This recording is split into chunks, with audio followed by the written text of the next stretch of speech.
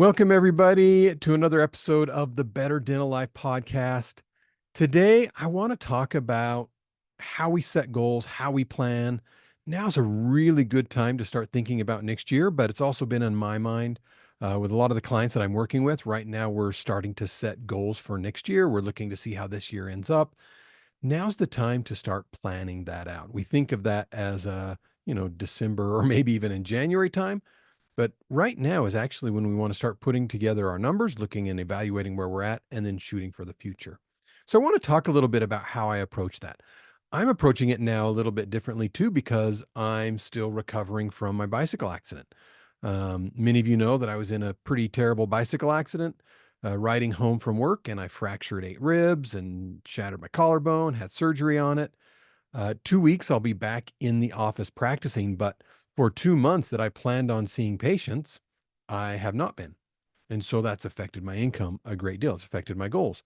So now I'm doing a reevaluation. What am I going to do for the rest of this year? That's one.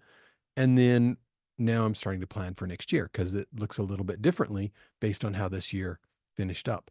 So this is an exercise that I find is helpful to do quarterly at anyway, but at least twice a year.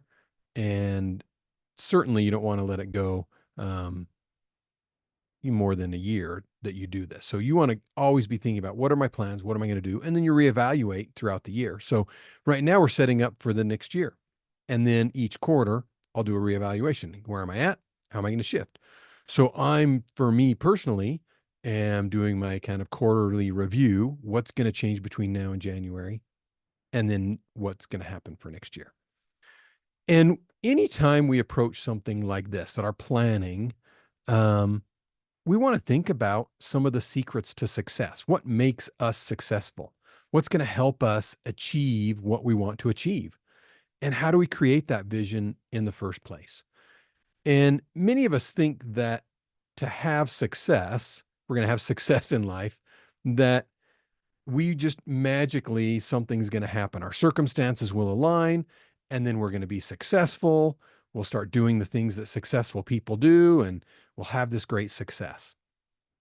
And we think that having success, this kind of magically coming, dropping from the sky, we wait for that to happen to us.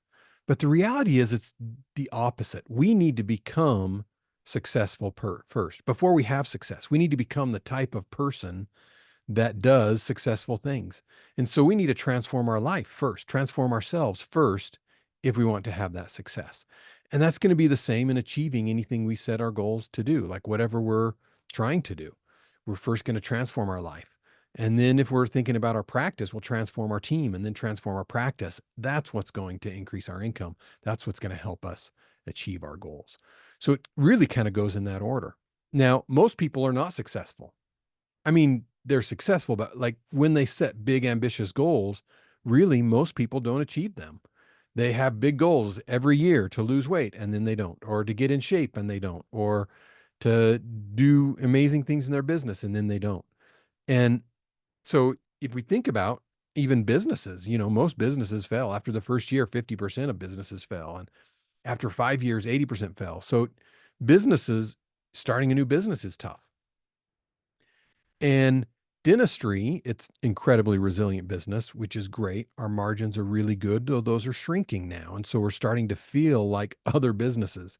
We're starting to feel like, wow, this is something that's going to be we have to pay attention to a little bit more than maybe we did before. And this kind of success, it just takes massive action. We've got to really have the mindset to take relentless action and then be really flexible in the tactics, but really step forward. And when I say flexible in the tactics, then we step and we look at it and be like, was that the right step forward? Do I need to shift a little bit? Do I need to pivot a little bit? And to do this massive step forward is actually doesn't mean we have to change everything. We just change little things. And it's these small things that are going to make a big difference. If you imagine and picture in your mind a farmer who's going out to a pasture that's a couple of miles away, and if he drives on the exact same road every day with his tractor, pretty soon there's going to be some pretty big ruts in the road. In fact, he almost wouldn't have to steer the tractor anymore. She's going to follow those ruts that go down in this road from driving it over and over year after year after year. And we have ruts in our lives because we keep going to the same destination. We keep doing the same thing over and over and over. And if we want to get to a different pasture, we don't need to completely turn around. But if we just changed slightly, if we changed 1 or 2 degrees in direction when the farmer left on that road and just changed 2 degrees, he would feel a little bit of a bump at first as he leaves the ruts, and he would see where he drove before for a little while, but eventually he'd no longer see his old road. And after a couple of miles, he'd be in a completely different destination. He'd be in a different pasture. So if we want to change, if we want to shift, it doesn't mean we have to do a huge shift. We don't have to change everything, but little shifts can make a big difference as long as we are consistent. And then we consistently reevaluate. Was that the right shift? Am I going in the direction I want to? And that's the tactics, right? Constantly reevaluating our tactics. This is Kaizen, the art of continuous improvement, or one little step at a time. How do you run 1,000 miles? You do it one step at a time. How do you build the perfect life? How do you build the perfect practice? It's just one step at a time, a little turn of the wheel to get us there. And so if action is the key to getting what we want, why don't we do it? And we do it because we're afraid. We're afraid it's the wrong action, or we're afraid of failure. We're afraid of rejection. It's easier for us to just keep doing the same thing. And being afraid is okay. Our brain is doing what it's supposed to. It's warning us of potential danger. That's their brain's not broken, but we need to just remind our brain, hey, this is okay. We're going to be all right. We're going to move forward, and we're going to take action. And we want to just get really obsessed with taking action. And so all of this starts, right? So I've talked about the secrets to success, taking little steps at a time. Now we want to go back to, okay, this is all about planning, right? This is about what do we want for next year? Well, if we have goals for next year, we need to break them down into little steps that we can take, but we need to be willing to take those steps. And then we actually have to do something different. We have to be something different in order to achieve those. So when we're going to plan, we need to have a map of how we're going to get there. And any map, if I go onto Google Maps because I need to get somewhere and I say, hey, I want to drive to San Francisco, if Google doesn't know where I'm starting, it can't tell me how to get there. If it doesn't know if I'm in Los Angeles or in Sacramento or in Portland, then it has no idea how to get me to San Francisco. So Google needs to know where we started and what our destination is. And that's why starting this time of year is really important. Now's the time to really evaluate, where are we starting? Where are we going to end up at the end of the year? Reevaluate our goals for the year. How are we going to finish? And we know our starting point. We can really start to make some really good assumptions of how the year is going to end up if we keep doing the same patterns. We do keep doing the same things that we're doing now. And if we want something different in our life or in our practice, now's the time to see what changes can we make, and then what new results do we want to get. So really the key to living a fulfilling life, the key to people that are successful, is getting really good at evaluating where they're at. That clarity, being really self-aware, really clear, without any negative judgments, not any negative emotions about it, but just saying, here's where I am right now. And then knowing, okay, here's where I want to go. So you want to start to just evaluate, where are you right now? Are you in a rut? Are you doing the same thing over and over and over again? Is dentistry exhausting? Are you no longer having fun in the practice? Or do you hate your practice right now? Are you struggling with your team? Are you struggling with your finances? Where do you want to be, right? Because we are either going to be moving, and to motivate us to get something, we're either going to be moving away from pain or towards pleasure. And the most successful people are going to be moving towards pleasure. They are self-motivated because of the endorphins that are released, because of the joy they're going to have by achieving that goal. If we're all moving away from something we don't like, we may not get to something that's much better.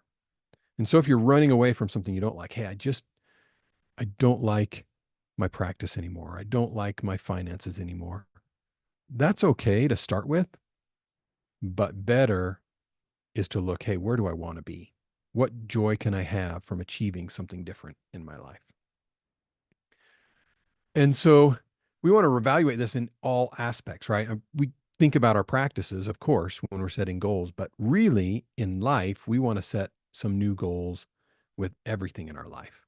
And if we think of our life as a wheel and each spoke on the wheel is something different in our life, our health, our relationships, our finances, our spirituality, our dental practice. And each of these are spokes on the wheel. And if our wheel is not running, is not round anymore because something is off, and we wonder why we have a bumpy road in life, maybe we need to look at that wheel and say, okay, what spoke is off? What part of our life is out of balance? What's making this road bumpy? And what do I want to change? And maybe we want to change all things a little bit. So you want to think about that. And we want to make this about life, but we can also think really clearly about the practice. And I want you to take just some time to really be honest with yourself. How does it feel in your practice? What is the culture in your practice? What do patients think of your practice? What do employees think of your practice? And what do you think of your practice? And list all the good and the bad. Just paint a really clear picture about what that's like and take some time to work on that and think about where you are right now. And then once you've done that with your practice, I want you to do that with your health. And when we think of health, there are many aspects of health. We've got our physical health, and we should certainly be focusing on that.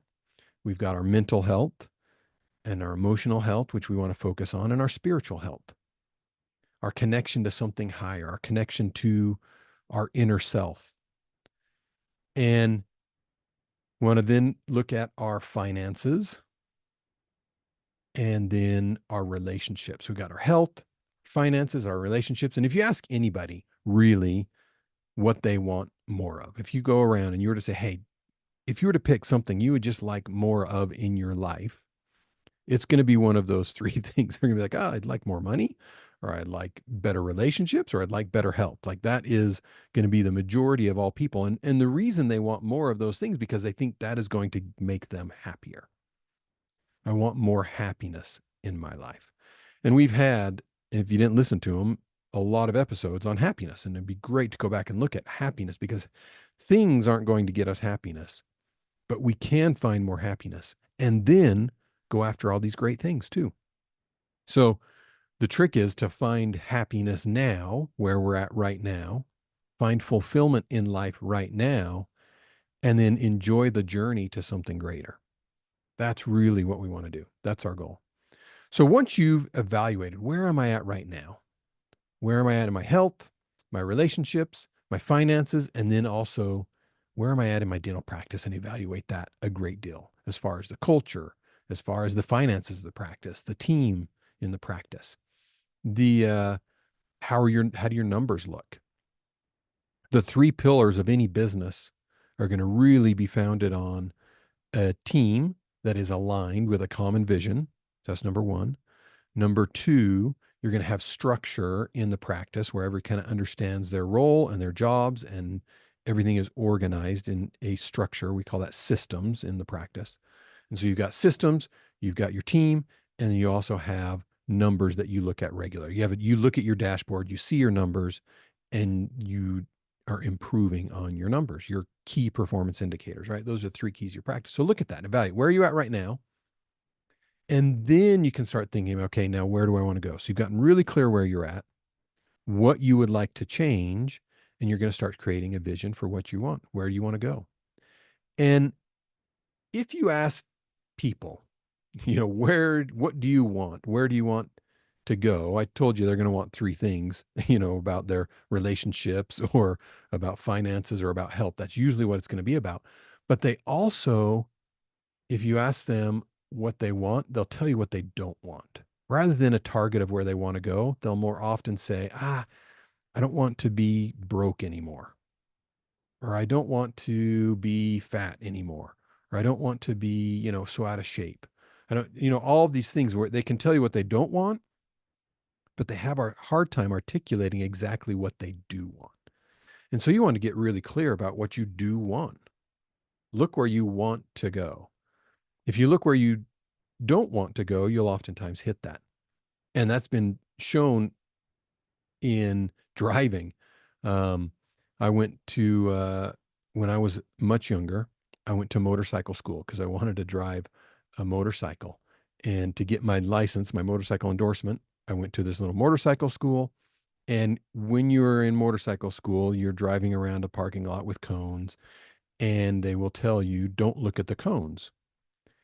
And they say, inevitably, somebody is going to hit a cone because they look at the cone. In our brains, we look at the cone and say, don't hit that cone, don't hit that cone. And then we hit it. And all the time, people driving down a road hit telephone poles. And it's like this one pole out in the middle of nowhere, and you could have gone all these other places, but you hit the pole because they're focused on not hitting that, and that's where they drive. People run into the back of police cars more than you would think because they are looking at it, and then they hit it. And so we often tend to go where we're looking. And so if we are looking where we don't want to go, we're going to choose that. So look where you do want to go. So we've evaluated where we're at. We've gotten clarity on where we are right now. We understand our numbers. We understand our personal life goal, where we're at in our personal life. And then we're going to shoot, where do we want to go? And look at it for 1 year. So look out in the future, in 1 year, where do I want to go? And get really specific. What do we want our life to feel like? What do we want it to look like in our relationships, our finances, our health? Where do we want our practice to look like? What do we want to feel like? What do we want the culture to be like? What do we want our numbers to look like in 1 year? And then do that again for 5 years. And be ambitious, because we oftentimes underestimate what we can do in 5 years and 10 years. We overestimate what we can do in a year, but we underestimate what we can do in 5 and 10 years. And so we may be a little slow to get traction in that first year. And if we're not quite reaching that super high goals we set, that's okay, because that's what most of us do. We overestimate our achievement in that first year, but by the 5 year, the 10 year, we've actually surpassed what we thought we could do. So this is how we're going to look at that. We're going to look at 1 year, we're going to look at 5 years, look at 10 years, and really start laying out where we want to be in our life, with our health, relationships, with our finances, and with our practice. And once we've got a really clear vision of that, we have to ask ourselves, why do we want it? What is it we really want? Now, ultimately, anything we want is because the emotion we think we're going to feel when we achieve that. And that's okay. So think about what that's going to feel like. How amazing will that be when we achieve that? And this, we're really tapping into what we call our reticular activating system. And this is what we use to recognize what we're focusing on. And now this happens when you buy a new car that you thought was fairly uncommon, and then you see that car all over the place. Your brain suddenly thinks that this is significant, and it makes sure you notice it in everywhere. And so once you tell your brain to focus on something, it's going to see it everywhere. Otherwise, it's just kind of filtering out that information is not important. And in order for us to tap into this for our benefit, we want to be able to focus on what we want and bring it to the forefront and actually start feeling some gratitude as if it already happened. What is life? What am I like when I achieve that? What kind of person am I that achieves that? And do I need to change anything about me to be that person? And then even have gratitude for it. Like, I'm so grateful that I'm achieving this as if it already happened. And so we want to imagine our life as if that already happened. And that taps into our brain to focus on all the little things it needs to do to make that happen. All the little things in the roadmap to get there. Now, years ago, when I first started wanting to focus on implants, the first year I went and trained to place implants with implant seminars through Arun Garg and felt very confident in it. It was amazing training. So I came back, I was ready to place implants. The year before this, I was referring about 3 to 5 implants to our specialists that were getting done, and then they would come back and restore. So I honestly thought, oh, I'm going to place a few Some of the people that didn't go to the specialist, I thought I'd place a few implants. That first year, I placed 50 implants. That was crazy to me. Like I went from in my practice without changing my advertising, I wasn't changing my patient mix, just changing my focus and what I felt confident in treating, confident in talking about with the patients, and confident in recommending. I went from 3 to 5 implants to 50. And so we start to see opportunities everywhere when we really focus on what we want to achieve. So once we've got our 1 year plan, our 5 year plan, our 10 year plan, we need to keep that in our focus. It needs to be something we look at regularly. And then we need to know why we want to do it. We've got to have a motivation, something that's going to drive us. And getting at that why is really looking at the future. Why do I really, really want this? What does this mean for me? What does it mean for my family? What does it mean for my practice, my team, my patients? We need to have a compelling why. And this is a helpful exercise to do with your team. At the beginning of the year, if you are setting any kind of goals for your practice that you want your team to be aligned on. Now, we all have a mission, hopefully, kind of a mission statement in our practice. And we can have a mission statement for our life that is outside of our practice. We should have a purpose of who we are. My identity is not that I have a dental practice and I'm a dentist. My identity is that I'm a father and a husband, and I'm a life coach, and I'm a dentist, right? Like all of those things are part of my identity. And my mission in life is not my dental practice mission. Those are different missions. And if we tie all of our identity and our mission is all about practice, then we're missing out on so much else in life. And so we can have a mission in life and then we have a mission in practice, but we have our practice mission that hopefully is going to be something like, we are changing lives through great dentistry with our patients, right? Some kind of life-changing event that we are creating for our patients through excellence in dentistry. And so we have this mission statement that is something everybody should kind of know. This is what we are measuring everything we are doing by. And then we have a vision.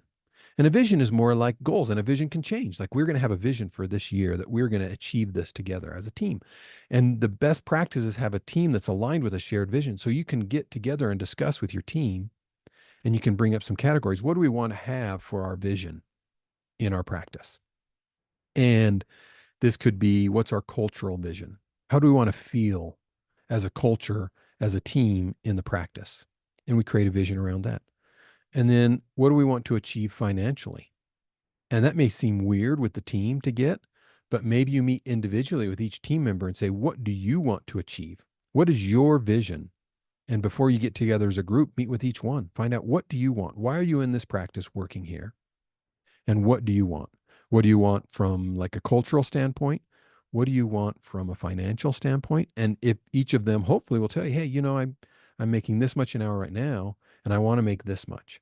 And that may seem scary to us, like we've got to suddenly give that to them. But we don't. We say, that sounds great. I would love to help you reach your goal. Let's do this together as a practice.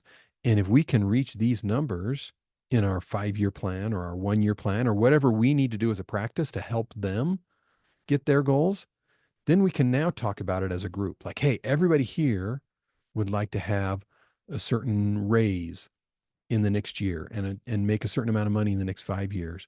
And to do that, our practice needs to succeed. And here are the numbers we need to hit. And so we can have a shared vision as a team and everybody feels success in that. However you approach that vision as a team, you then want to say, why do we want to do that? Why is this important to us?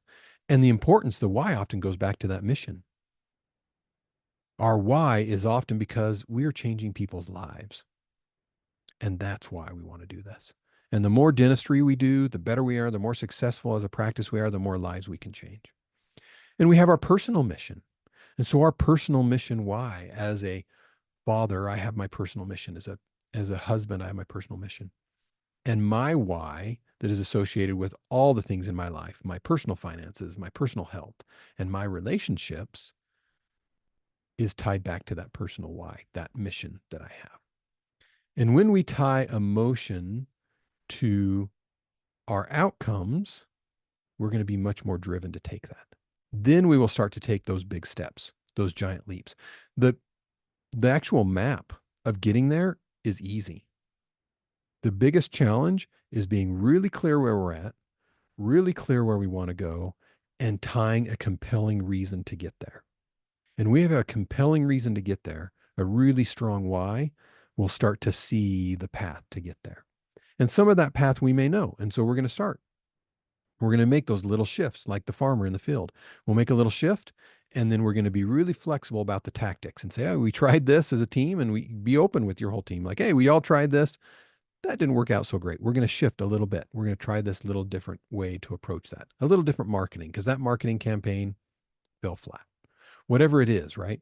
We're going to reevaluate the tactics and how to get there. All right. So this clarity and this goal setting tool are really kind of a clarity tool. We get really clear about where we're at and really clear about where we want to go and our why we want to get there. And then the in between stuff, is easy. The map, like what capabilities do I need to get to this destination that I don't have right now? Do I need to get additional education? Do I need to do different kind of dentistry? Do I need to reach to an outside coach? Whatever it is to get to that destination, you can then jump onto to help you get there. All right. I'm doing that for myself. I'm reevaluating right now. I'm doing that with the clients that I work with. We're all kind of reevaluating where we're at right now and setting our goals for next year. And I hope you do too. This is one of those real secrets to success in achieving what you want to achieve.